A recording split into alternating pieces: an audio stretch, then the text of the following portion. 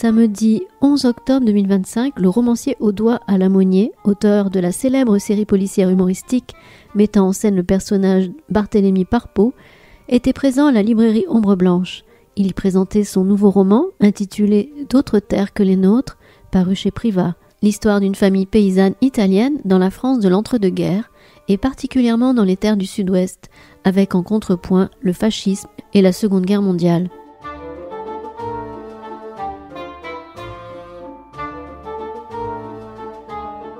Bon, effectivement, pareil, moi je vous remercie d'être là ce soir pour accueillir avec moi et pour vous Alain Monnier qui nous revient avec d'autres espérances, toujours paru chez Privat, comme le premier volume qui s'appelait « D'autres terres que les nôtres ».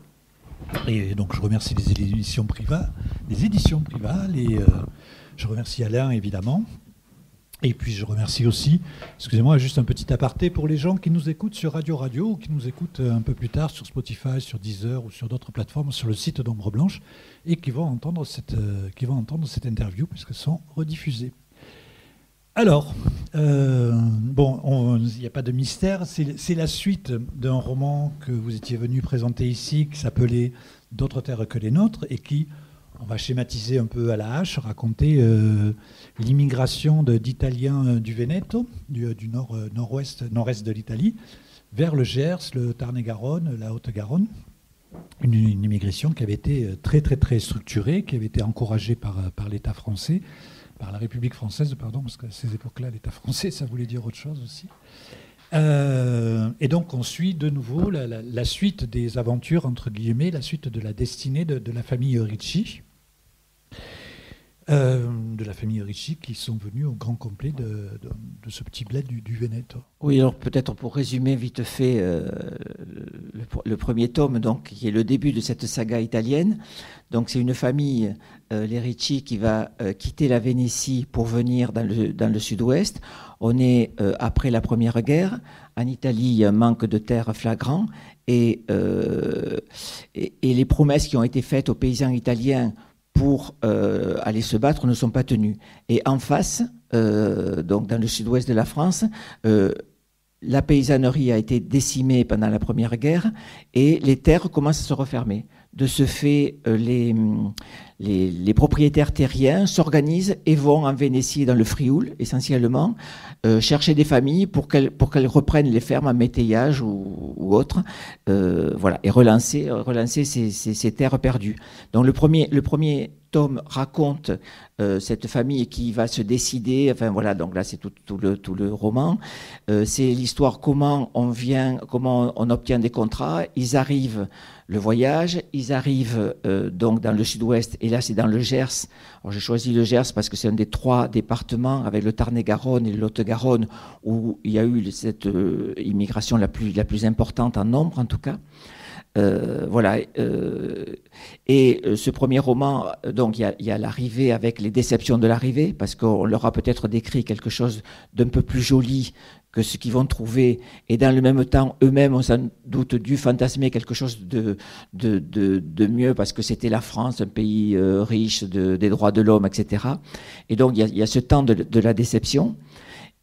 Puis bon, voilà, parce que avec beaucoup de travail et de courage, des mois et des années, ils vont remonter ces fermes.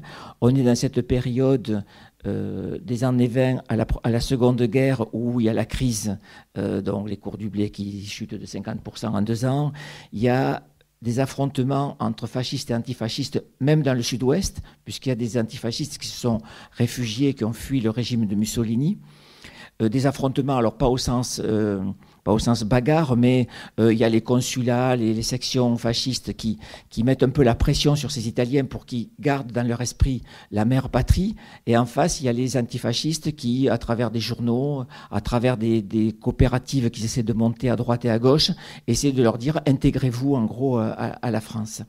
Voilà. Et ensuite arrive, pour finir ce premier tome, arrive la période de la guerre, avec d'abord la drôle de guerre où les français, les fermiers français, les hommes sont mobilisés et vont partir, alors que les Italiens, puisqu'ils sont italiens, restent dans les fermes. Et là, ça va être un premier temps de ressentiment assez fort, puisque finalement, c'est des gens qui collaborent, qui moissonnent ensemble depuis 20 ans, et puis d'un jour à l'autre, il y en a qui partent, il y en a qui restent. Voilà, donc on peut imaginer que ça fait des moments difficiles. Et un an plus tard, donc, quand Mussolini déclare la guerre à la France, le 10 juin, d'un coup, les Italiens, de facto, deviennent des ennemis de la France. Et là, il y a des tensions un peu plus fortes, et à Toulouse, à Marmande, dans pas mal de villes. Et le premier tome donc, s'arrête des années 20 jusqu'à la fin de la Seconde Guerre. Et bien justement, j'insiste et je pense qu'on y reviendra plus tard, plus souvent dans notre entretien, mais il y a, à part ce schéma relativement classique d'un roman familial, puisque c'est vraiment de ça dont il s'agit, il y a aussi une vraiment forte qualité, j'insiste sur le mot qualité de roman historique, où on apprend énormément de choses. Et en vous entendant, je repense à une question que je ne vous avais pas posée lors du premier livre, parce que je l'ai relu dans le deuxième, c'est qu'est-ce que c'est que les terres refermées? Je trouve ça magnifique, c'est un truc que vous avez inventé? Non, c'est le terme officiel pour dire que les fougères, les arbustes regagnent sur les terres qui étaient arables et qui avaient été conquises sur les bois, et petit à petit les bois reviennent, et c'est des terres qui sont perdues qu'il faudra... Sauvagées, c'est ça, oui. Et alors, en gros, le premier volume était le temps de l'installation, même si c'était un peu plus que ça, vraiment à la hache. Et là, on commence dans l'immédiate après-guerre, mais vraiment l'immédiate après-guerre. Qu'est-ce qu'on peut raconter de ce livre qui va être celui des nouveaux horizons, du progrès, entre guillemets, en tout cas du temps qui passe? Qu'est-ce qu'on peut raconter sans trop divulgacher pour ceux qui ne l'ont pas encore lu ou ceux qui viennent juste de le commencer? Oui, en fait, donc... on est donc dans l'après-guerre et ça va être le roman un peu de l'intégration de la deuxième, voire de la troisième génération, puisque initialement, donc, mon projet de livre, c'était d'écrire l'histoire d'une famille italienne avec l'histoire d'une intégration. Après, donc, ça aurait fait un trop gros livre, donc on en a fait une moitié, et puis la deuxième moitié où je parle donc de ça. Et en fait, effectivement, donc dans le deuxième, l'histoire de la ferme continue avec des péripéties, un accident qui met le chef de la famille dans le handicap. Mais il y a surtout que les enfants, petit à petit, donc il y a une fille qui va devenir institutrice, une autre qui ne veut plus travailler à la terre et qui va aller travailler dans des ateliers de la région et ensuite créer un commerce. Un des fils qui a été brillant à l'école, qui va être le premier en fait à quitter la ferme et à se marier même avec une Française. Il y avait eu l'histoire de cette Française qui était communiste et résistante, voilà, ce genre de péripéties. Et la petite fille qui, elle, va avoir le bac et qui va aller à l'université. Donc, c'est tous ces moments-là et toutes ces espérances nouvelles qui sont racontées et qui font que l'histoire va de 45 au début des années 60 ou après. Voilà, donc Et c'était dès le départ, c'était prévu en 2 tomes, Non, il y a eu une contrainte avec les éditions de dire bon voilà, on a limité un petit peu sur le nombre de pages parce que ça fait des pavés après qui sont un peu décourageants. Même moi, des fois les livres de 800 pages, je freine avant. Et après, l'enjeu quand même quand on fait ce genre de choses, c'est que le deuxième tome soit lisible si on n'a pas lu le premier. Voilà, c'est tout à fait le cas. Voilà, donc je l'avais testé avec des amis qui n'avaient pas encore lu le premier, pour m'assurer que ça fonctionnait. Ah non, mais moi j'ai très mauvaise mémoire et en lisant le premier chapitre du deuxième volume, voilà, je remets en place. J'ai tout retrouvé. J'ai juste eu à faire un petit arbre généalogique puis c'était plié, quoi.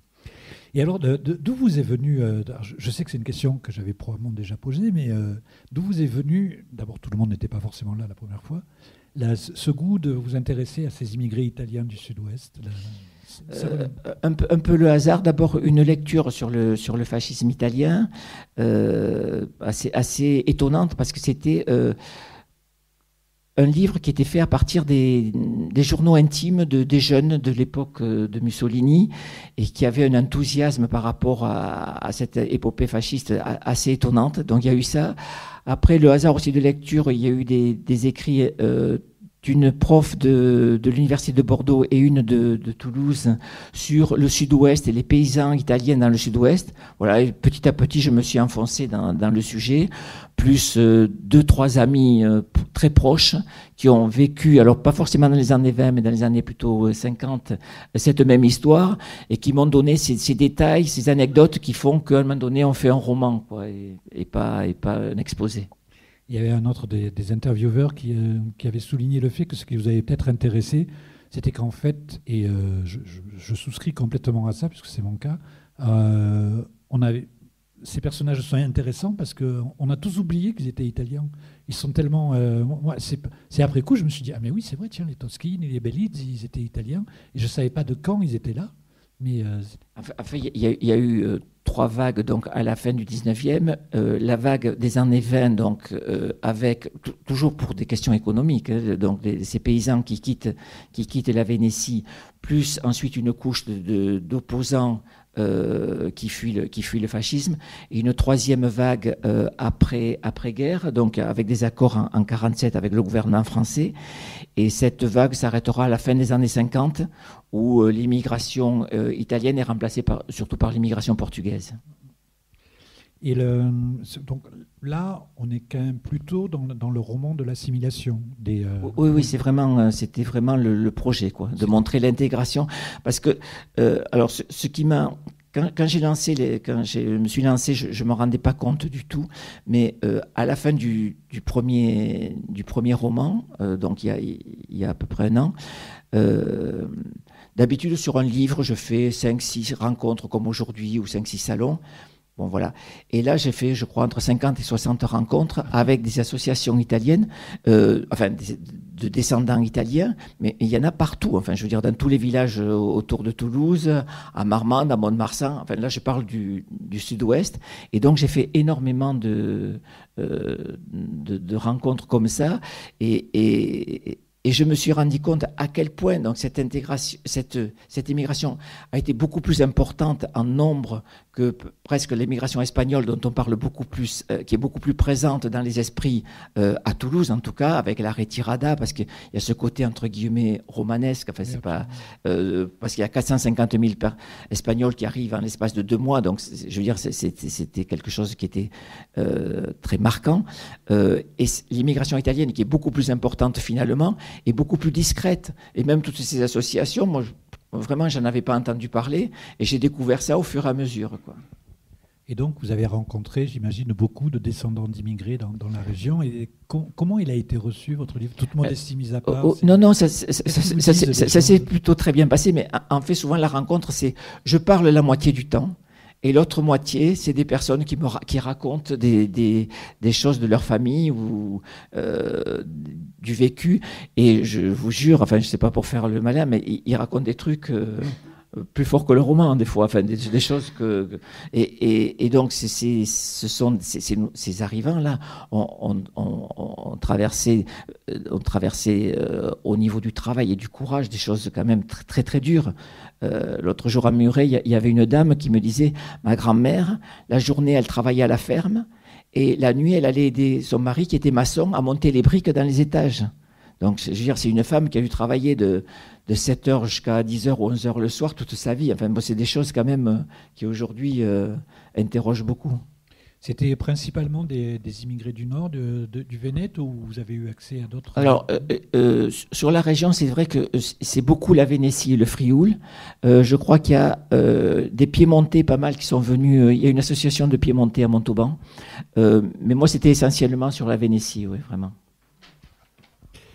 Et alors, évidemment que ce livre, ces 2 livres traitent de l'exil, puisque c'est l'exil des Italiens, mais il y a, je ne sais pas comment dire, j'ai eu l'impression que c'était un terme qui vous touchait même en dehors du contexte italien, parce qu'il y a des choses qui reviennent tout le temps. Alors, je ne savais pas ce que vous venez de dire, qu'en 1947, l'État français la République française, avait recommencé un dispositif d'un peu d'enrôlement, comme il y avait eu dans les années 20. C'est ce que vous venez de dire? Oui, en fait, non, c'est des décrets et des lois qui permettent aux Italiens de venir en France assez facilement, quoi. Mais c'est pas aller forcément les chercher, enfin, ou en tout cas, là, je ne sais pas. Par contre, j'ai vu qu'il y avait vous évoquez la privatisation de ça, puisqu'il y a des personnages qui va spécifiquement en Italie, spécifiquement sur la terre de ses ancêtres, quoi, de là où il vient, pour recruter. Oui.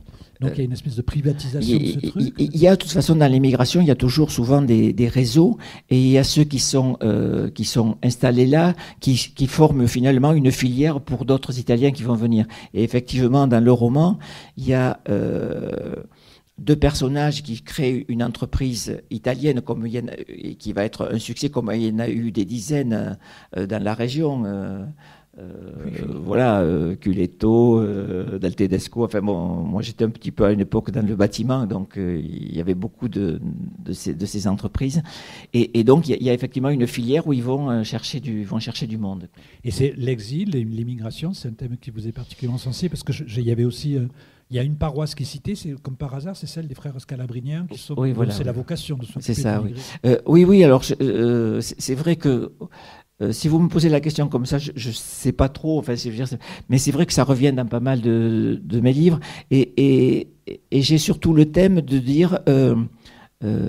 Combien c'est important de se sentir de quelque part, quoi. Voilà, j'avais écrit un livre qui s'appelait L'esprit des lieux pour essayer de cerner un petit peu ça, et qu'on peut aller ailleurs quand on sait d'où on vient. Et ça, c'est quelque chose qui est assez prégnant en moi.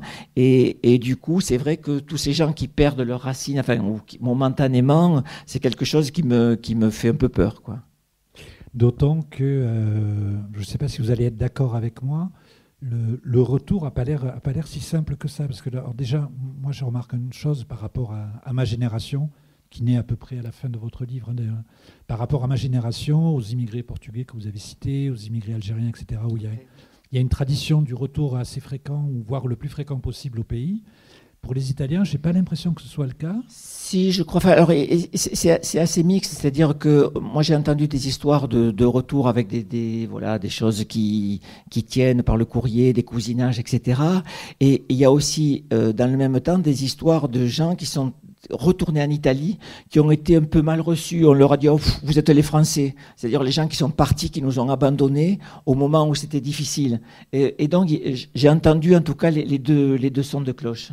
Parce qu'en fait, quand les deux sœurs Rina et Amelia retournent dans leur village, alors certes, c'est parce que les parents vont mal, mais même sans ça, c'est quand même assez. C'est pas une expérience très heureuse, quoi.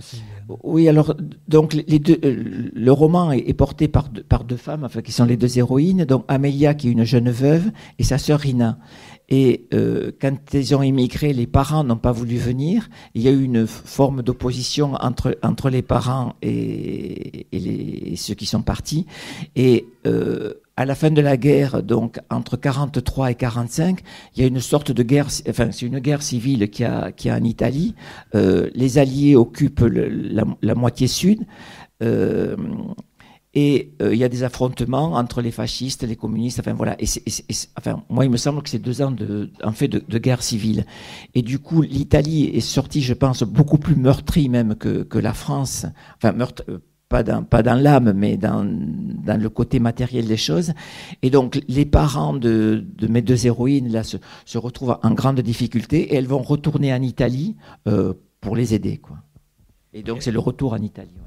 Et donc, à propos de ces deux héroïnes, il y a quelque chose qui m'a frappé. C'est encore une fois à cause de ma mauvaise mémoire, mais pour le coup, elle me rend service. C'est que j'étais incapable, en lisant le 2e volume, de me souvenir qui de Rina et Émile a été la plus vieille, quelle était la sœur aînée, quelle était la sœur cadette. Et je suis à peu près sûr de ce que je le dis, de ce que je vais dire.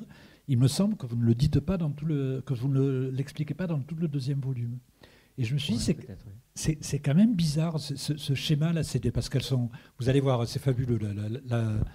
Les liens qui sont tissés entre les deux sœurs, la manière dont Alain Monnier les évoque, vous les faites sentir, ces liens. Je trouve ça vraiment d'une grande force et en même temps d'une grande délicatesse. Et du coup, je me pose la question de savoir cette image que vous avez créée, ces deux sœurs qui sont quasiment des jumelles, quoi. Enfin, dans votre livre, c'est presque des jumelles. Qu'est-ce que ça représente pour vous, ce duo aussi fort que ça? Elles sont très proches. Amélia, je crois que c'est comme dit dans le premier livre, est la première. Je réfléchis voir si c'est vraiment dit ou pas, mais je crois que oui. Et après, et surtout, elles ont épousé 2 frères, quoi, voilà. Donc ça fait une famille très, très, très unie, quoi. En fait, c'est les deux, en plus, ont des caractères assez différents. Oui, oui, voilà. Donc, c'est 2 personnages qui se complètent. En fait, c'est un seul personnage, les 2 sœurs. Oui, c'est deux. C'est-à-dire, après, on est dans le roman, donc je veux dire, les personnages, ils vont incarner quelque chose et ils vont porter certaines valeurs, certaines idées. Et donc, c'est un peu en distinguant les personnages qu'on arrive à monter cette sensation de point de vue différent, quoi.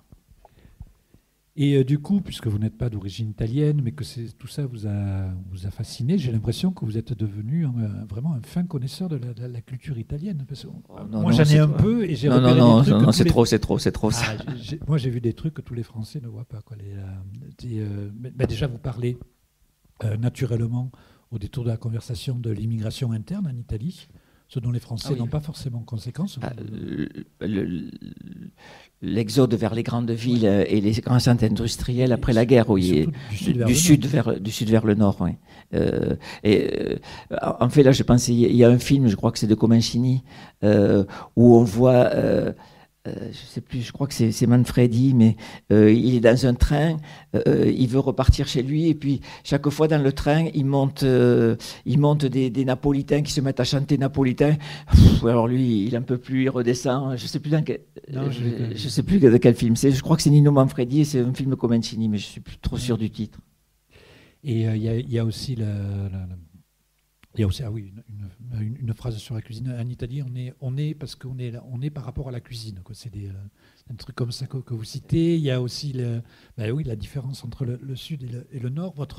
La manière dont vous êtes passionné pour l'histoire de l'Italie. Donc, qu'est-ce qui vous plaît tant dans cette elle vous plaît, cette civilisation italienne? Qu'est-ce que vous appréciez? Qu'est-ce que vous Ah oui, enfin, je crois que l'Italie est un pays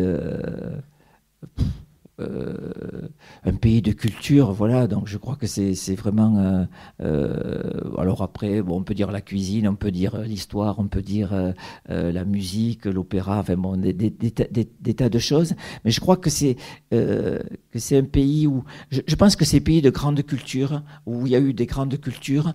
Il y a un humanisme qui reste. Bon, après vous allez me dire le fascisme, tout ça, mais c'est comme l'Iran, par exemple. L'Iran, je veux dire, avec toute l'histoire perse derrière. C'est pas pareil que d'autres pays. Voilà, et c'est un petit peu dans cette vocation et alors après, je suis pas connaisseur de l'Italie, j'ai beaucoup lu, et c'est vrai que cette histoire italienne, en tout cas du 19e et du 20e siècle, voilà, et puis elle parle de nous aussi sur pas mal de choses, on en parle dans le livre, par exemple sur l'épuration après-guerre, qui est quasiment absente en Italie, et en France, on fait à peu près pareil. Enfin, le Parti communiste qui est très fort en Italie après-guerre, c'est pareil en France. Voilà, il y a pas mal de choses quand même qui se répondent. Et avant tout, Alain, il y a la langue. Il y a la langue. La langue italienne, je ne sais plus qui a dit que la langue italienne était la sœur jumelle de la langue française. Oui, alors ça c'est plutôt exploité dans le premier tome, où finalement, donc on voit que ces Italiens qui arrivent à s'intégrer, et notamment, à mon sens, avec trois choses. La langue, parce que entre le dialecte, l'italien, l'occitan et le français, ils arrivent assez vite à se faire un brouet de 500 mots, et ils se débrouillent, quoi. Donc c'est pas un truc. Il y a la religion, parce qu'ils se retrouvent quand même tous les dimanches à la messe, ensemble, français et italien. Alors je lisais qu'il y a juste le tunnel du prêche, parce que là c'est en français, donc là les Italiens sont un peu perdus, mais tout le reste on est en latin. Voilà, on a le même. Et le troisième vecteur, c'est sans doute l'école, où ces petits Italiens apprennent quand même très vite le français. Et c'est eux qui vont aider souvent leurs parents après. Et ça, je crois que c'est assez important. Alors je ne vais pas faire de l'angélisme, dans les rencontres, il y a toujours donc souvent une dame ou un monsieur qui dit: ah, mais moi, ma grand-mère, elle a eu une institutrice fabuleuse, en 4 mois elle parlait français, etc. Et puis vous avez un monsieur au fond de la classe qui dit: ah oui, mais moi, mon grand-père, il a eu un instituteur qui n'aimait pas les Italiens, il l'a mis au fond de la classe, il ne lui parlait pas. Enfin voilà, c'est toujours blanc et noir, quoi.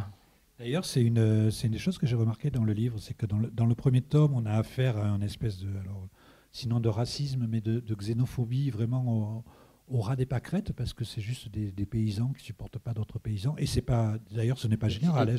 Oui, et il y a aussi des fois où ça se oui, ça se passe bien. Et puis là, donc, dans le premier tome, c'est des rivalités aussi, comme il pourrait y avoir des rivalités entre Français, entre deux familles françaises voisines qui s'aiment pas. Enfin, voilà, après Tandis que là, dans le deuxième tome, au fur et à mesure que certains personnages s'élèvent dans la société, cette même xénophobie s'exprime à d'autres niveaux. Et j'ai été très surpris de voir ce que vous venez de citer, qu'il y a une des personnages qui se fait, on dirait maintenant, racisée par son institutrice, parce que, oui, voilà, alors qu'elle est parfaitement intégrée. Voilà, alors après, là, moi je suis dans le roman, mais je voulais donner aussi que tout n'est pas rose dans ces temps-là, et qu'il y a c'est quand même des gens qui ont eu des vies très difficiles, très rudes, des fois blessantes, et c'est pour ça que je prends cet exemple d'une petite... Donc, c'est dans un lycée, il y a 4 Italiennes donc, qui sont repérées parce que les noms finissent en « i », et il y a une professeure qui l'appelle Macaroni, et voilà, et puis cette petite ne se laisse pas faire, quoi, voilà, donc après, c'est le roman, et résiste à ça, quoi. Alors en France, l'insulte selon les régions n'était pas forcément la même. Macaroni était la plus fréquente, mais je le sais par un autre écrivain qui a écrit là-dessus. Tiens, je viens de me revenir. Lui, il se faisait traiter de spaghetti. Ah oui. Pardon. Vous êtes un privilégié. C'était Gérard de Cortanze, non Non, je veux dire l'auteur qui... Il y a un auteur qui a écrit... Oui, j'entends bien, mais... C'était, je sais plus. Bon, bref. Et donc, alors vous l'avez un peu évoqué, pour au moins un des personnages, pour Tommaso, l'épuration est vraiment quelque chose de très très important pour lui. J'imagine que quand vous sortez d'une guerre, ce truc d'épuration est toujours très important, mais c'est vraiment, vous appuyez bien fort là-dessus sur. Voilà. Oui, alors donc un des personnages donc, qui est dans le premier roman, qui est Tommaso, qui va être l'amoureux d'Amelia, amour difficile, etc. Lui, il est venu en France, c'est un intellectuel universitaire italien qui est venu en France pour fuir le fascisme et qui loue ses bras dans les fermes du Gers pour essayer de vivre.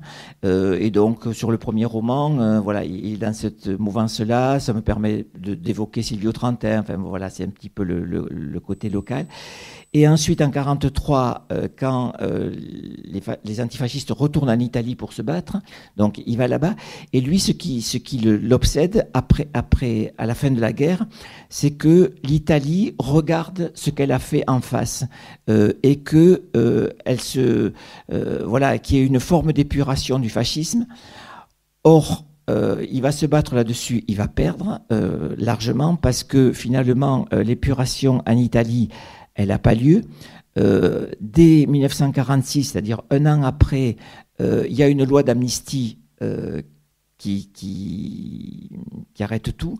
Enfin, et l'épuration qu'il y avait, c'était l'épuration sur les gens de 43 à 45, c'est-à-dire qu'on passait en pertes et profits d'emblée les 20 années de fascisme et les gens qui ont organisé le fascisme. Donc, il lutte là-dessus.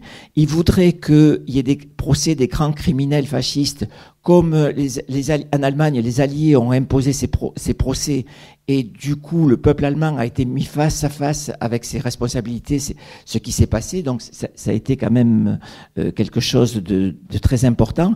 Et lui voudrait que ça se passe pareillement en Italie. Or, en Italie, voilà, c'est arrêté en 1946. Il y a, ça je l'ai découvert, mais j'étais assez stupéfait. En 1946, il crée un nouveau parti fasciste, le MSI, et où dedans on retrouve les classiques du fascisme, le comte Borghese, De Vecchi, enfin, des gens très importants qui un an après se retrouvent là-dessus. Et donc pire encore, il y a 700 criminels de guerre italiens que la Grèce, la Yougoslavie, l'Éthiopie, même la France, la Russie demande, et aucun Italien ne sera jamais extradé, quoi. Voilà, donc il y a ça. Alors après, je ne veux pas faire la morale, mais je veux dire, en France non plus, c'est pas glorieux. Enfin, l'histoire de l'épuration est un puits sans fond. mais je sortais du roman là par contre, donc j'avais pas d'histoire. Mais en France, donc il y a en 47 une première vague amnistie, enfin une idée d'amnistie, et les deux lois d'amnistie sont en 51 et 53. Après, il faut comprendre aussi que les gouvernements sont pris en étau. D'un côté, il y a le peuple qui crie vengeance, et de l'autre, il faut relancer à tout prix un pays. Et pour relancer un pays, il faut qu'il y ait une administration qui marche, il faut que les entreprises de BTP marchent, que les usines se remettent à tourner. Voilà, donc je veux dire, c'est facile, je veux dire, 60 ans plus tard, de dire ça c'est bien, ça c'est pas bien. Donc c'était juste pour signaler, quoi. Et alors que vous êtes un homme de lettres, à un moment, Thomas, justement, il a les velléités de traduire Si c'est un homme de Lévy. Oui, c'est ça, oui. Et ça, c'est inventé. Hein, c'est inventé. Alors, oui, je comprends que vous l'avez inventé, parce que je suis allé voir, c'était. Enfin, non, après tout, il aurait pu le faire, puisque ça a été. Si, sur les dates, c'était possible, mais à un moment donné, il va le présenter à un éditeur qui a fait pas mal de choses là-dessus, et on lui refuse le manuscrit. Ça, c'est de l'invention pure.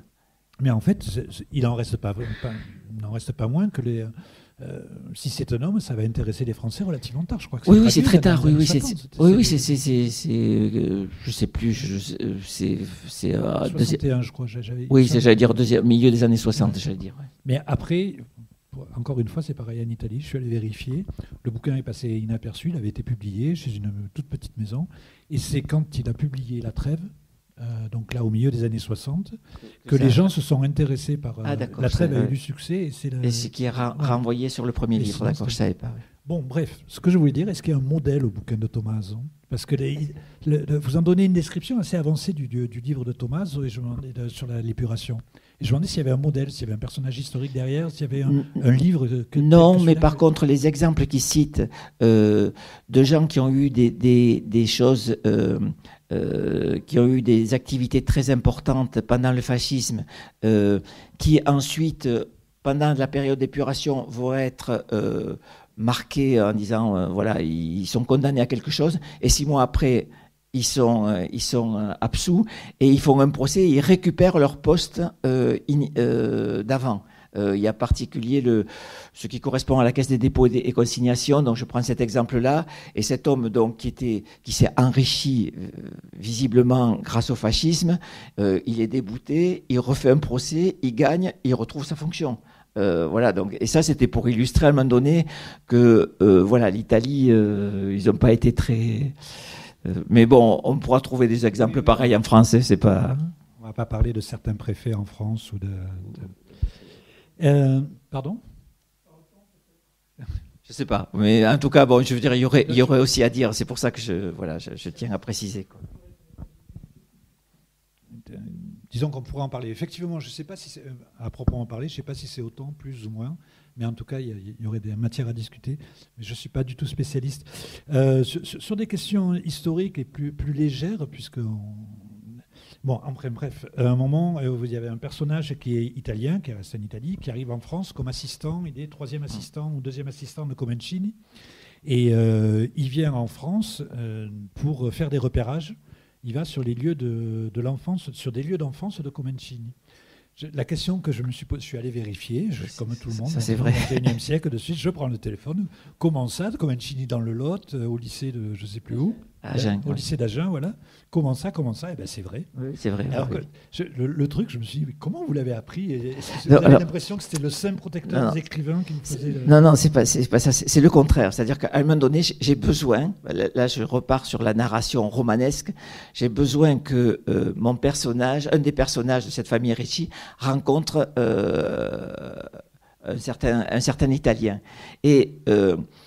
là, voilà, donc, et je cherche comment les faire rencontrer pour pas que ce soit qu'une idée de scénariste. Et donc, voilà, j'ai cherché, j'ai lu, et puis je suis tombé sur le fait que Comencini était venu en France. Son père était ingénieur, ça s'est mal passé. Après, 2 ans après, je crois, ou 1 an et demi, ils repartent en Italie. Voilà, donc c'est pas. Et Comencini en garde un mauvais souvenir. Le seul souvenir qu'il garde de positif, c'est qu'il allait au cinéma à Agen. Voilà, donc c'est à peu près le seul truc. Et du coup, voilà, je profite de cette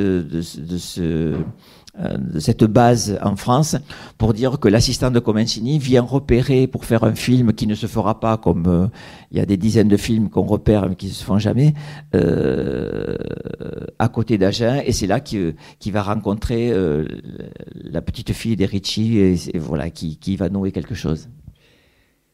Et alors, non, je pense que vous l'avez compris, maintenant il n'y a plus de mystère. D'autres espérances, c'est aussi un roman historique magnifique. Je veux dire, enfin, j'ai marqué aussi, mais c'est vrai qu'en fait, je m'aperçois qu'on n'a pas tellement parlé du côté roman familial, Ouais, alors qu'il il est vachement beau, il est très émouvant. Je veux dire, les péripéties sont naturelles, s'enchaînent bien, les personnages. Alors, sur l'histoire, là, puisque vous l'évoquiez, bon, c'est vrai que sur le premier tome, ben là, la grande histoire est présente et de façon très, très, très, très facile. Et sur ce deuxième tome, où on est quand même sur les 30 Glorieuses, donc c'est quelque chose de moins grande histoire, puisque, bon, il y a des petites choses. Mais je me suis appuyé sur trois choses qui m'intéressaient, qui étaient le plan Marshall, d'abord. Parce qu'on croit que le plan Marshall, c'est un truc qu'aujourd'hui, oui, les Américains ont aidé après la guerre, voilà. Or, ça a été un combat de 2 ans où les conservateurs aux États-Unis n'étaient pas d'accord. Il faudra qu'il y ait le putsch anti-Tchécoslovaquie pour qu'ils acceptent au Congrès. Staline n'en veut absolument pas. Il veut que l'Allemagne ne se réindustrialise pas et reste un peu le grenier de l'URSS. Voilà. Et les Américains aussi, et c'est pour ça que je l'ai repris, impose en disant on vous aidera s'il y a des interactions économiques entre pays européens et si vous baissez les droits de douane et si vous multipliez les échanges entre vous.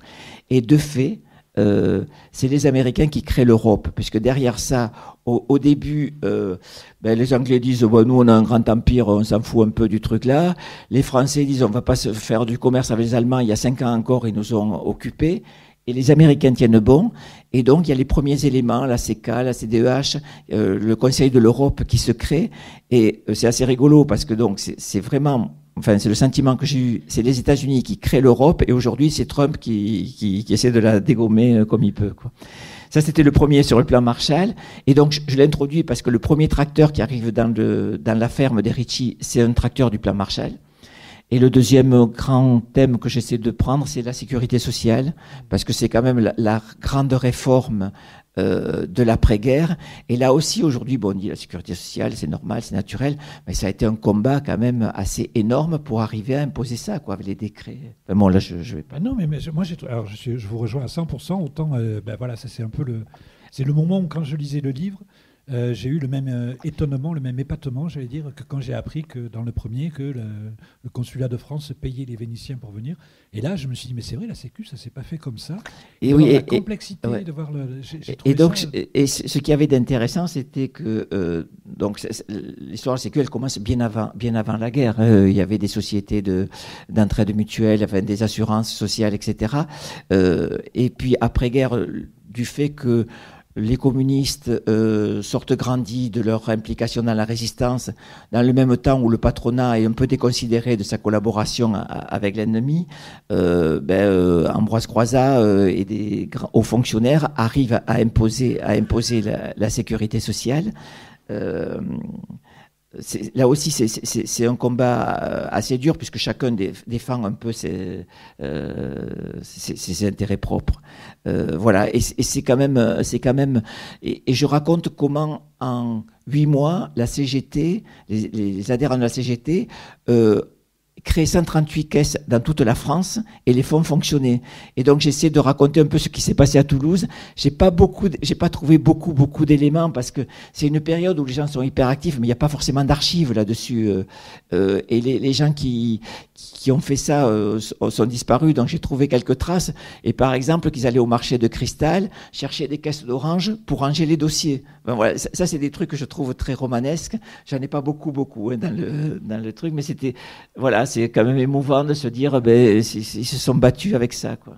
C'est une matière historique qui n'a pas l'air super excitante comme ça, mais quand on le lit sous votre plume, si, ouais, ça marche bien. Et d'ailleurs, vous vous en servez aussi, j'ai vu, parce que vous essayez de décrire allez, on va dire la séquence poujadiste de oui. manière relativement neutre. On voit bien, Mais à la fin, vous ne pouvez pas vous empêcher de dire écoutez, les commerçants, les artisans, si vous n'avez pas de sécu, je vous signale, c'est que vous n'avez pas voulu signer les. Donc, tout votre travail vous a servi à ça aussi. Oui. Donc, je fais un petit passage sur la période Poujade. Pourquoi ? Parce que, alors, c'est pas un parallèle au début, c'est pas un parallèle du tout avec la montée du fascisme en Italie, parce que, à part le basculement des foules qui d'un coup s'enthousiasment pour quelqu'un, le fascisme derrière, il y a des squadres, il y a des groupes hyper violents. Et c'est du terrorisme et de la terreur qu'ils imposent. Donc la Poujade, c'est quand même pas ça. Mais l'affaire Poujade, c'est rigolo parce que donc ils s'opposent sur les contrôles fiscaux dans le Lot. Ça déborde sur les départements autour et très vite il devient populaire et il sillonne la France avec sa camionnette et sa Ronéo. Il va partout. Donc son mouvement monte. Il va en particulier à Nevers parce que le député de Nevers, François Mitterrand, a fait voter un amendement pour que les commerçants récalcitrants aillent en prison. Donc il va affronter. Et c'est un orateur brillant qui connaît à fond ses sujets. C'est un drôle de personnage parce que il est d'extrême droite avant-guerre. Il est pour Vichy et il bascule dans la résistance quand les Allemands envahissent la zone libre, il passe en Angleterre et il est pilote à la RAF. Donc c'est quand même un parcours assez étonnant. Et donc moi ce qui m'intéressait c'est de voir comment des foules basculent d'un coup et se laissent enrégimenter et puis peuvent aussi du jour au lendemain rebasculer dans l'autre sens. C'est le fascisme en Italie. Je veux dire d'un coup tout le monde honnit Mussolini alors que un mois avant tout le monde l'adore. Voilà. Et donc voilà ça m'amusait de parler de ça puisque quand même le mouvement de Poujade a 50 députés à un moment donné, et puis il disparaît en 58 quand il y a la Ve République. Et puis Mitterrand, Pompidou le rappelle, il est à l'origine de la loi Royer, vous savez les trucs contre les supermarchés, et Mitterrand, qui n'est pas, semble-t-il, rancunier, le nomme au Conseil économique et social après, quand il est président. Poujade, oui. C'est en lisant qu'on trouve des trucs assez étonnants des fois. Et sur les foules qui se retournent, là, il y a un personnage que je trouve emblématique, c'est Gina, qui donc est celle de la famille qui est très tentée par la... Oui, alors c'est par Gina que je peux parler du poujadisme. Par l'aventure poujadiste, qui, à la fin du roman, on le voit bien, elle est déçue par le poujadisme, et à la fin du roman, on voit bien qu'elle est en marche pour créer le planning familial. Quoi. Oui, c'est ça. C'est ça. Beaucoup rire. Oui, mais c'est quand même une militante, une généreuse, quoi. Voilà. Et donc, si elle n'a pas trouvé sa voie avec ça, elle va trouver un autre combat où elle va se retrouver. Souvent, ces personnages peu recommandables, ils s'inspirent d'une misère qui existe aussi. Ils font leur lit d'une misère qui existe. Et Gina est outrée par ces injustices qui sont patentes. Donc, un grand roman historique, on sent, et ce que vous venez de dire... Non, pardon, vous m'aviez dit vous venez de dire qu'il y avait 3 axes. Donc, il y avait l'histoire de la sécurité sociale, le plan Marshall, le Poujade, et après des anecdotes, typiquement la querelle entre Coppi et Bartali, qui partagent les familles italiennes, c'est-à-dire les parents sont pour les piémontais sont pour l'un, les autres sont ça, et donc c'est quelque chose qui est, donc là je me suis un petit peu documenté, qui est assez, Bartali c'est plutôt catholique, etc., et Coppi qui vit avec une maîtresse, la Dame Blanche, là c'est plutôt les gens de gauche qui sont pour lui, et c'est un truc qui les anime. Bon, après c'est le côté anecdotique, quoi. Ouais, mais il y en a plein de petites anecdotes comme ça qui sont vraiment agréables. Moi j'ai appris, peut-être que je suis le dernier de la classe, mais et aussi je suis arrivé à Toulouse il y a que 40 ans que je suis là, donc mais j'ai appris que ce que maintenant tout le monde appelle l'immeuble Décathlon est en fait l'immeuble Citroën. Oui. J'ai compris immédiatement pourquoi il y avait ce magnifique toit sur la partie arrière, parce que c'était un toit de garage, quoi. Voilà, c'était le grand immeuble là, qui a sur les boulevards là, qui voilà. Alors j'ai pas tout trouvé dessus parce que je crois qu'avant il y avait, c'est un monsieur qui me l'a dit, mais j'ai pas trop trouvé de traces. Il y avait, c'était des bonnes sœurs qui avaient comme une ferme avec des vaches et les gens allaient chercher le lait à cet endroit-là. Et après, donc, c'est le plus haut immeuble de Toulouse de l'époque, quoi. J'ai bien l'impression que chez vous, il y a un double plaisir, un peu celui de raconter des histoires, entre autres des histoires familiales, des anecdotes, des choses comme ça, mais aussi, vous aimez bien raconter l'histoire, celle avec un grand H. Et si on peut parler cuisine un peu pendant un moment ou quelques instants, quoi. C'est quoi le rapport entre ces deux jobs que vous filez dans vos romans, quoi, dans ces deux romans en tout cas? Comment l'un et l'autre se nourrissent? En fait, donc, autant j'ai écrit une vingtaine d'ouvrages, et autant les 18 premiers, enfin, non, les 17 premiers, c'était des ouvrages contemporains, donc je me mets à écrire point barre, il n'y a pas de travail au sens. Autant évidemment sur ces ouvrages-là, il y a beaucoup de lectures avant, et en fait, dans ce que je lis et ce que je découvre, il y a des trucs qui m'arrêtent, qui me passionnent, et c'est ça que je reprends, parce que je me dis, bon, je suis comme tout le monde, voilà, on a à peu près tous la même culture, etc. Je me dis, mais si ça me heurte ou si ça m'épate, je pense qu'un lecteur, il va retrouver mes mêmes émotions. Et du coup, c'est plutôt sur ces choses-là que j'essaie d'articuler l'histoire de famille, parce que je suis assez persuadé que ce qui m'épate vous épate, voilà, et réciproquement. Et il va falloir que je vous laisse le micro un peu pour que vous aussi vous puissiez poser vos questions ou donner vos témoignages sur cette.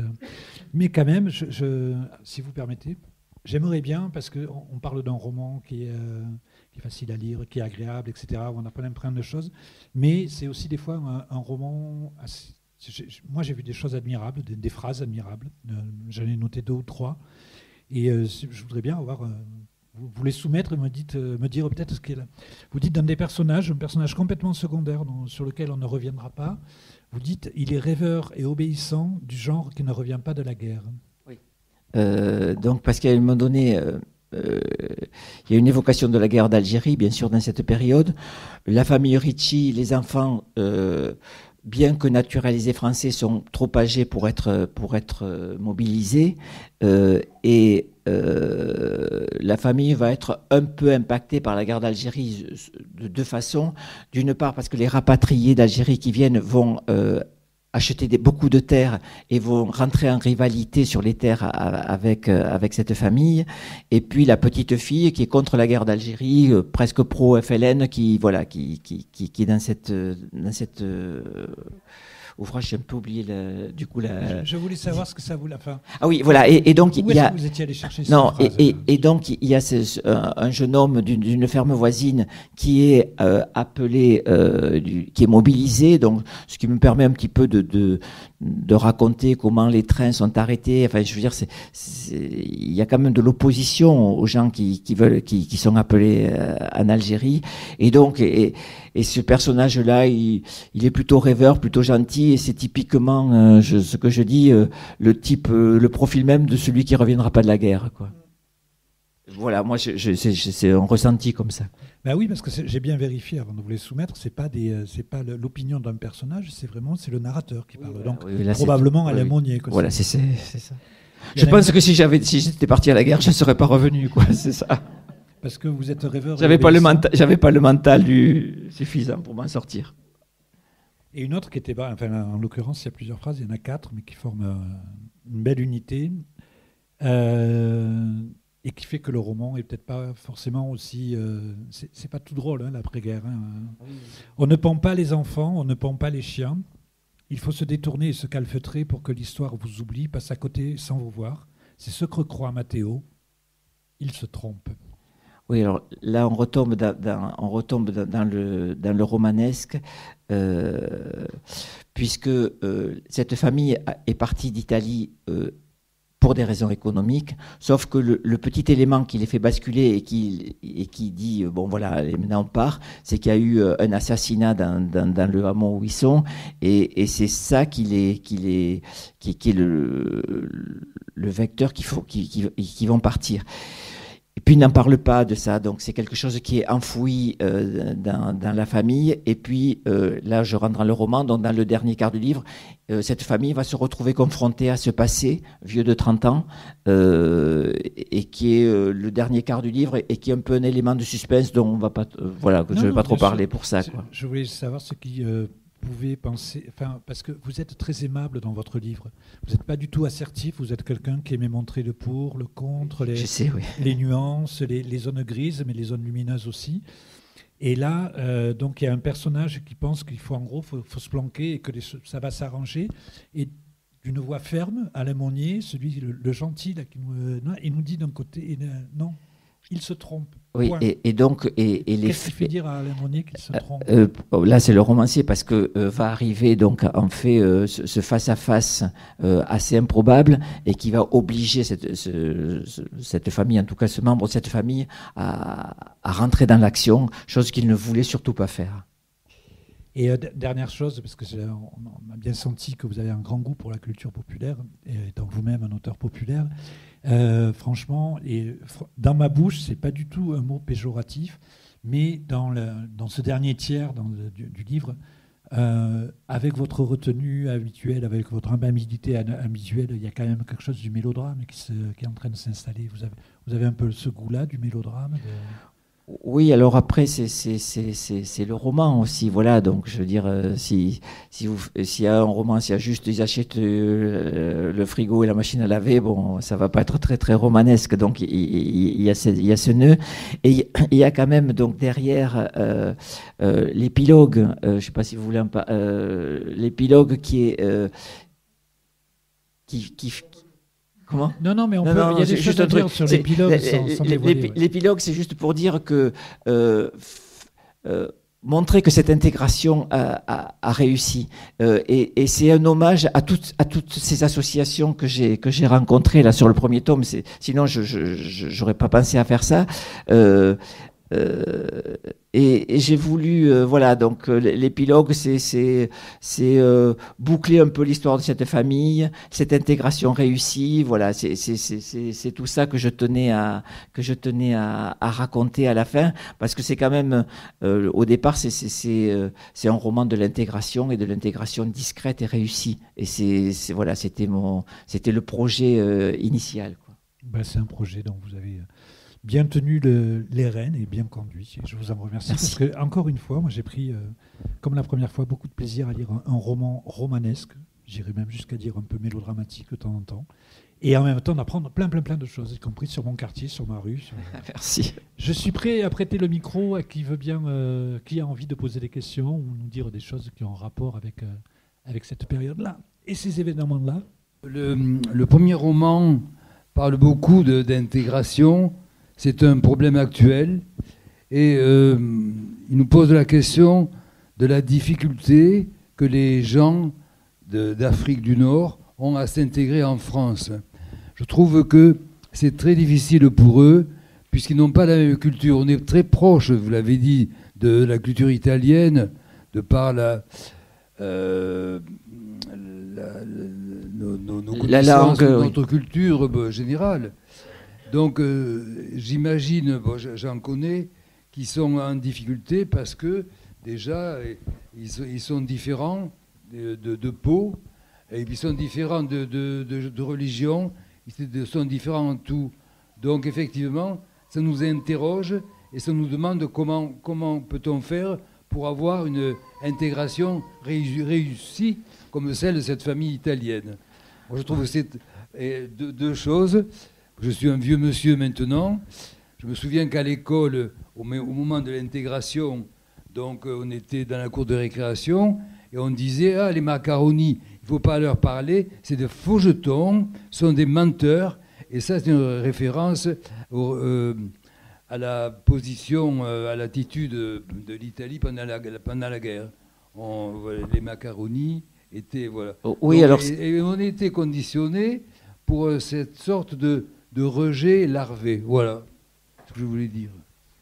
Oui, mais c'est ce que je disais tout à l'heure, bon, moi j'essaie de faire une belle histoire qui se passe bien, mais dedans, je sais très bien que cette intégration, je pense qu'en termes de courage, de travail, même d'humiliation et tout ça, elle a eu son lot comme les autres.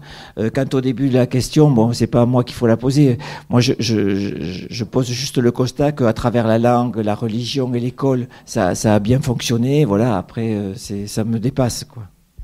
Il y a aussi une chose, c'est que le modèle de l'intégration à l'époque, et qui a fonctionné, que les Italiens ont accepté, que d'autres ont accepté aussi, c'était l'assimilation. alors qu'il y a d'autres modèles d'intégration qui auraient peut-être eu d'autres résultats sur d'autres populations que les Italiens. Et pour ce qui est de la mauvaise réputation des Italiens, je vais vous faire plaisir. Il se trouve que j'ai vécu pas mal de temps en Italie. Ils ont la même chose pour nous. Ils sont, d'un côté, ils voient la France un peu comme nous, on voit l'Allemagne, l'endroit où tout est carré, tout fonctionne. Bon, vous êtes français, vous savez à quel point c'est pas très... Et vous savez, autant nous on dit que les Italiens sont des truqueurs. Vous savez qu'est-ce qu'ils disent les Italiens des Français? Qu'ils sont nos furbi cortesi. Que c'est des gros arnaqueurs, mais polis. Oui, moi, je suis le fils d'un jeune émigré italien qui est arrivé à 11 ans dans le Gers, qui n'a pas du tout raconté son histoire parce qu'il parlait plus facilement le patois gascon que son piézinteuil, puisque c'était un romagnol, un émilien de Roumanie. Je ne sais pas comment on dit d'ailleurs, de l'Émilie-Romagne en gros. Et donc j'ai connu... pas tellement la famille italienne parce que ma mère est française et que je n'ai pas connu mes grands-parents.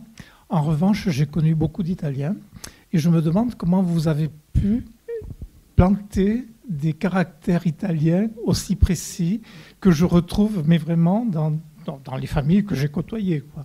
Parce que vraiment, il y a tous les caractères y sont. Que ce soit Rina, que ce soit Amelia, que ce soit les enfants, Sandrino, etc. Je veux dire, tous les caractères y sont. Je sais pas trop. Enfin, je sais pas trop. Voilà, ça vient en écrivant.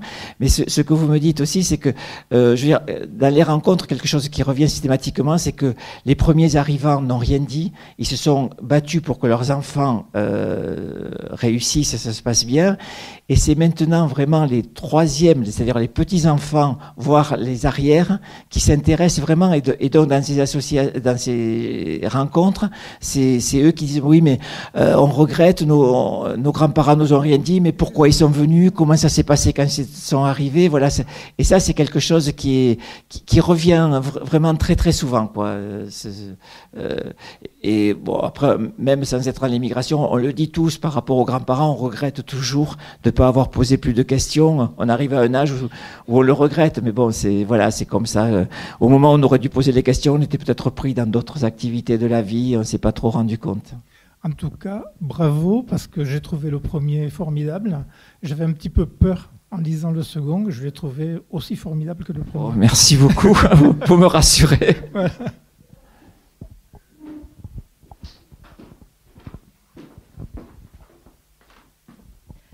Bien, merci encore. Moi aussi, j'ai été étonnée par la justesse de l'appréciation de la peinture de ces caractères et de ces situations, parce que ma famille est d'origine italienne, en particulier de Conegliano, d'où mon grand-père est parti en 1924. Voilà, alors, je voulais vous demander, vous avez beaucoup lu certainement, et vous avez voyagé aussi, vous êtes allé dans le nord de l'Italie? Oui, je suis allé voir quand même. Vous êtes allé voir tous ces villages dont je parle. Voilà, vous connaissez la gare blanche de Conegliano, Conegliano, qui est toujours très bien entretenue. Oui. Voilà. Mais bon, c'est quand même dur aujourd'hui d'imaginer ce que ça a été.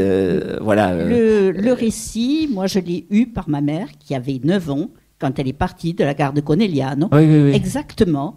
Et ça recoupe absolument ce que vous disiez. Oui, alors après c'est sûr que par exemple, quand ils partent en voyage, bon, il y a un wagon pour le déménagement, pour les meubles, et ça je l'ai lu. Ils partent avec leurs charrues, parce qu'ils savent que les charrues en France ne sont moins performantes, elles sont à double soc en Italie, que ça n'existe pas en France. Donc, un des premiers trucs qu'ils prennent dans le train, c'est leurs charrues, parce qu'ils savent que c'est par le travail qu'ils vont s'en sortir, quoi. Voilà, ça c'est des éléments concrets.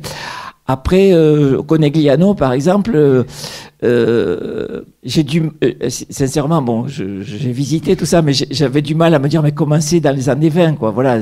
Et même, si on le fait à Toulouse, c'est pareil, voilà. Oui, c'est pareil, oui, c'est certain. Mais c'est vrai que mon grand-père a acheté à Conegliano, depuis l'Italie, il a acheté des terres en France. Donc, il y avait des propriétaires. Ouais, il était propriétaire. Ouais, mais il y avait tout. Il y avait des propriétaires, des métayers, voire des ouvriers agricoles.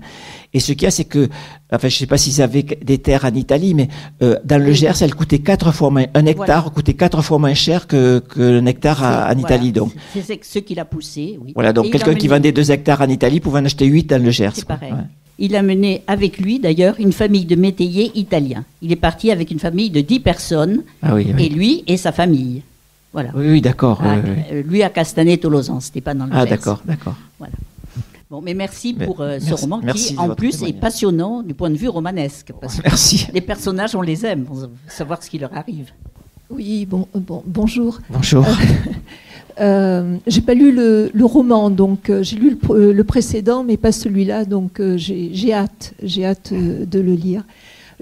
Juste une question. On se connaît, hein, je vais le tutoyer, mais pas de souci. Jusqu'à présent, enfin, t'en as parlé tout à l'heure. Tu as écrit beaucoup de livres qui étaient dans l'actualité, qui étaient même un petit comédies, peu, voilà, et qui étaient même un petit peu dans Survivance ou la seconde vie. Là, c'était de l'anticipation. Les deux derniers, là, on parle plutôt de l'histoire. C'est parce que l'actualité ne t'inspire plus Non, c'est surtout parce que j'ai du temps. C'est-à-dire que quand je travaillais, j'avais pas le temps de lire beaucoup pour pouvoir me lancer dans ces livres historiques. Et depuis que je suis à la retraite, j'ai du temps, donc j'ai le temps pour lire et le temps pour écrire. Voilà, ça vient surtout de là. D'accord. Donc les prochains, c'est. Je sais pas. Après, je sais pas. J'aurais quand même le goût de raconter des comédies, voilà, et de critiquer un peu le monde moderne. Je pense que ça va pas me quitter non plus. Et je dois préciser qu'on a un petit souci avec le premier livre, le premier de la série, c'est qu'on en avait pris la quantité habituelle qu'on prend du livre précédent de l'auteur quand il vient. Et sauf que là, ça a mieux marché que d'habitude. Donc aujourd'hui, on est à sec du premier volume d'Autres terres que les nôtres. Voilà. Il faudra attendre quelques jours, ça va arriver, mais on en a vendu plus que ce qu'on espérait, du coup on n'en a plus. Voilà. Je suis vraiment navré, c'est moche, mais je le dis comme c'est moche. Voilà. Juste, excusez-moi, une précision. Vous avez parlé de la qualité de l'intégration, du travail des hommes dans les terres. Pas tout à fait. Vous parlez bien des deux sœurs qui vont aider leurs parents en Italie. Mais de la qualité de la femme, la mère de famille, la maman, qui apporte beaucoup à la famille. C'est elle qui s'occupe des enfants. C'est elle qui s'occupe de l'intégration. C'est elle qui dit aux enfants quand ils vont à l'école, soyez sages, nous sommes des invités, il faut travailler, il faut être sérieux. Voilà, c'est juste un hommage à la femme. La femme italienne, elle est un peu... C'est l'homme qui est l'homme important, c'est lui l'homme, la pièce importante de la famille. Pas tout à fait, c'est pas tout à fait. Bon, c'est quand même deux héroïnes italiennes qui tiennent la famille, quoi. C'est vrai, c'est vrai. Il faut que je fasse mon mea culpa parce qu'effectivement, voilà, c'est bien que les gens posent des questions après parce que c'est une question que j'ai oublié de poser. Ça saute aux yeux quand on lit le deuxième volume, peut-être plus que dans le premier, à quel point c'est vraiment ces deux sœurs complémentaires, ce personnage qui est en deux, quoi, qui sont en fait peut-être pas les patronnes de la ferme, mais en tout cas qui sont vraiment un rouage absolument indispensable. Et je voulais poser des questions là-dessus, puis voilà. Tempus fugit, j'ai oublié. Oui, c'est elle qui règle les conflits, c'est elle qui et qui porte des ambitions aussi, voilà. J'ai parlé de votre livre déjà autour de moi. Je me suis aperçue qu'il y avait beaucoup de familles d'origine italienne je retrouvais les mêmes choses que vous racontiez.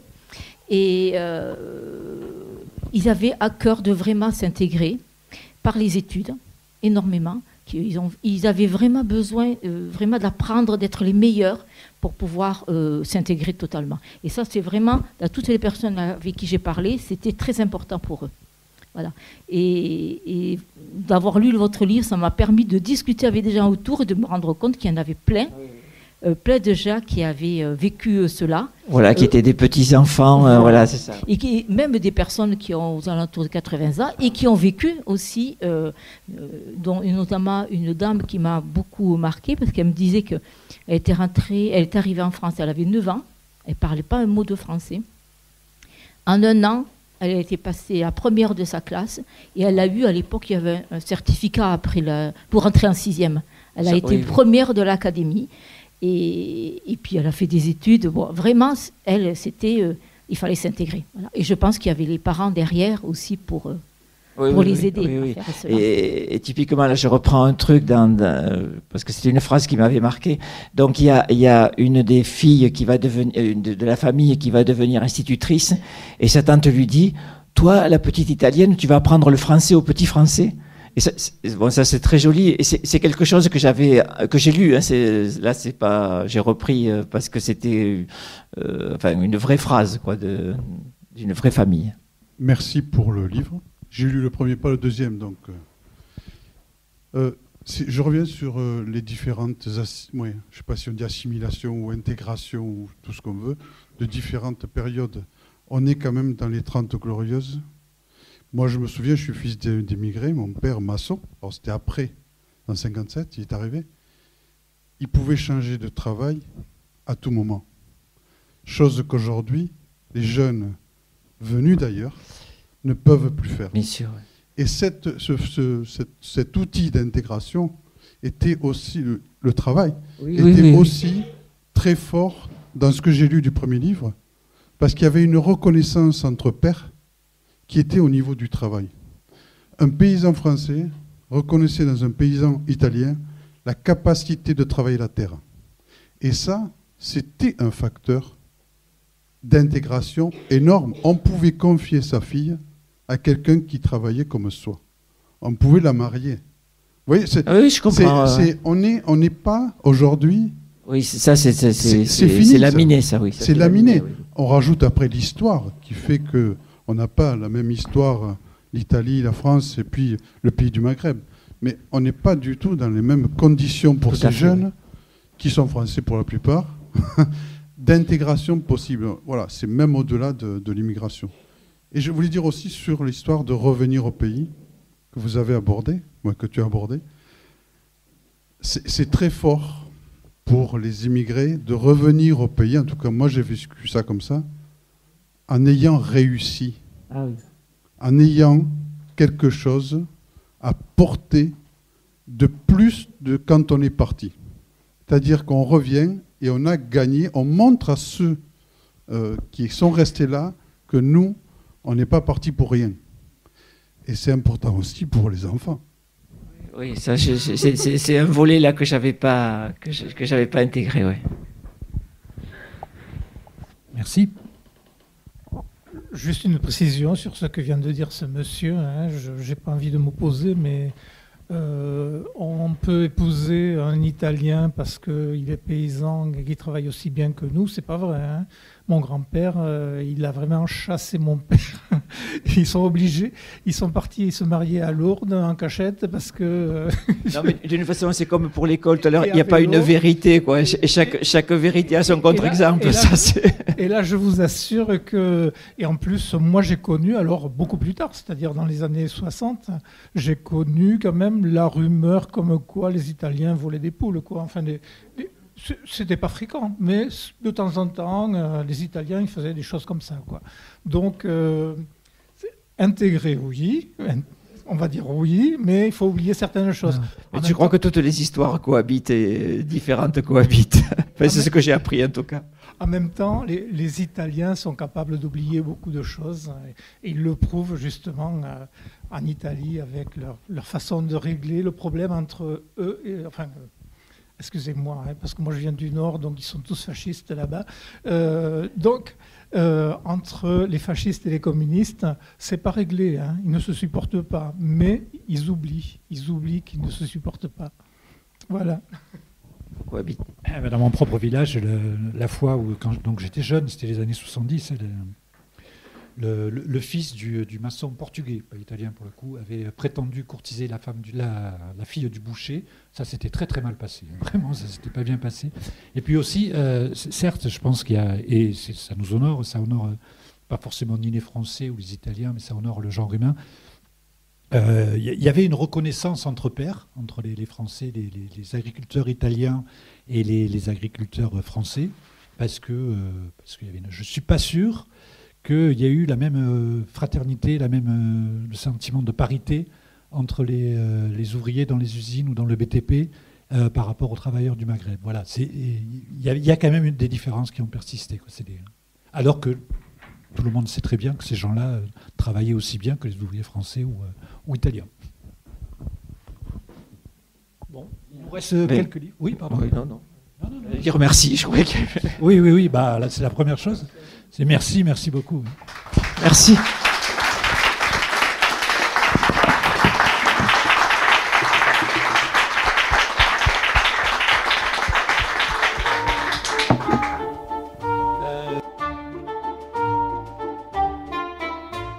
Le livre d'Alain Monnier, D'autres terres que les nôtres, est publié aux éditions Privat. Dans un autre registre, l'auteur a fait paraître chez Flammarion À votre santé, Monsieur Parpeau, Place de la Trinité, Je vous raconterai, entre autres, et chez Privat en 2022, Petit éloge amoureux de l'Occitanie. La rencontre que vous avez écoutée a été enregistrée à la librairie Ombre Blanche samedi 11 octobre 2025 et réalisée et mise en onde par Radio en partenariat avec Radio Plus et Radio Terre.